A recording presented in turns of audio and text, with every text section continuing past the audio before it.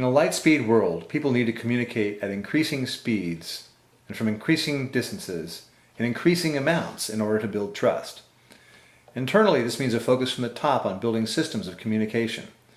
It also means focusing on external communication. In a light-speed world, people on the outside scrutinize and analyze every action that the company takes. There's constant pressure from the media. New websites, blogs, and watchdog groups crop up every day, fueling more feedback and e-chatter. Since there is no under the radar anymore, leaders need to invent new ways to communicate and shape the rules of the game. The first 7 chapters of my book, Leading at Light Speed, have described 7 quantum leaps in leadership behavior that build trust, generate spark, and help an organization lead at light speed. Each of these quantum leaps carries with it new ways of thinking and new ways of communicating. Take a look at the list of quantum leaps and the related changes in communication. Aligning the core values. Management regularly convenes employees to discuss the organization's core values. Performance related to the core values is communicated throughout the organization. Sharpen the focus. The board and executive management team regularly discuss the organization's vision. Management regularly talks about progress made toward the vision, goals, objectives. 3. Leading through others. Expectations for teams and individuals are communicated regularly. Team operating principles are communicated. Meetings occur in the context of ground rules for productive communication. 4. Managing decisions well. People regularly clarify decision-making processes. People regularly communicate decision-making roles and responsibilities. 5. Accelerate the pace of change. Performance information is shared throughout the organization. Groups regularly convene to discuss ways to improve performance. 6. Stimulate the creative flow. Management regularly discusses and celebrates innovation, regardless of success or failure. And managers communicate one-on-one with employees about their own creative ideas and aspirations. And 7. Spread systems thinking. Teams communicate about problems using a systems thinking critical approach. And systems thinking solutions and successes are regularly communicated and celebrated. The word communication literally means to make common. In a light-speed world, you need to use all the communication tools you can to implement these quantum leaps, to share these practices, to make them common to all. If you think you're already doing enough communicating, think again. You're just beginning. Inside the organization, there are 4 dimensions to consider: up, down, across, as well as consistently over time. Effective leaders communicate in 4D internally. They recognize their natural tendency to shy away from at least one of these dimensions. We each have strengths in how we communicate internally. Some are better with peers, some are better with their boss, some are better with subordinates. Many leaders neglect communicating consistently the same message over time. It is important to take stock of your weakest dimension and compensate accordingly. So four dimensions may seem like enough, but leaders have to communicate externally as well. There are 8 more dimensions to consider externally, bringing the total number to 12. And that's what I mean by communicating in 12D. Fortunately, you can leverage the same message box to communicate with many or all of these external groups. And even though there are 8 external dimensions, you don't need a different strategy for each group. You need a unified message that resonates with all, or most of them. And second, you need to leverage different forms of media to reach these groups. That's another reason for a single unified message. You can't control which group hears your message through which medium. And finally, many people in your organization need to be trusted and empowered to communicate with external groups.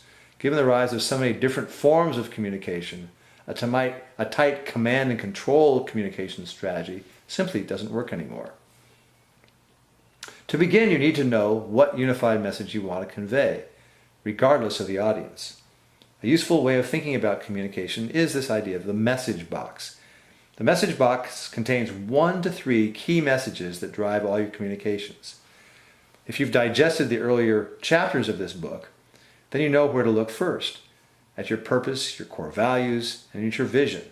These speak to the impacts and outcomes you're trying to achieve and should be the heart of your message box. For example, your message box might be that our highest priority is our customers and our employees' safety.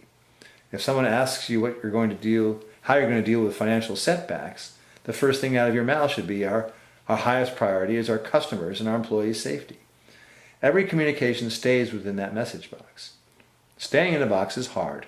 It can feel repetitive and creatively stifling, but the effort is worth it in terms of consistency and trust building. Remember that your message box should contain 1 to 3 simple messages. These are the things you would want every one of the groups listed above to hear. Don't try to customize your message to fit a specific group. Over time, people will hear different messages, and they'll perceive you and your company as opportunistic or disingenuous. On the other hand, if all of your communications are driven by your company's purpose, your core values, and your vision, people will sense the level of commitment and the integrity of your company. In a light-speed world, you should expect to deal with a crisis. It may never come, but if you're prepared, you'll be much better off. And when a crisis occurs, the feeling is like no other. Events unfold at a speed beyond your control. Events are magnified beyond proportion. Confronted with a bewildering array of data, opinions, options, and demands, you're tempted to retreat into a protective shell, taking your cues from what other people tell you to do. In a crisis, it's important to understand the trust-empathy matrix shown here. Now, this trust-empathy matrix is important. The trust scale is within your control.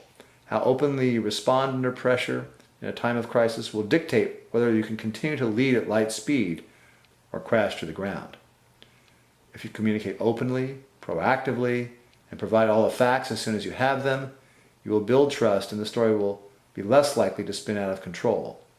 On the other hand, if you withhold pertinent facts or leave reporters with further leads to uncover, you will erode trust. Reporters will attack people who mislead them.